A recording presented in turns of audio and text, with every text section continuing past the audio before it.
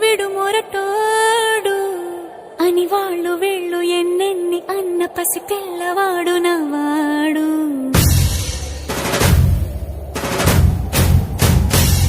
విడు ముండోడు అని ఊరు వాడ అనుకున్న గాని మహారాజు నాకు నవాడు.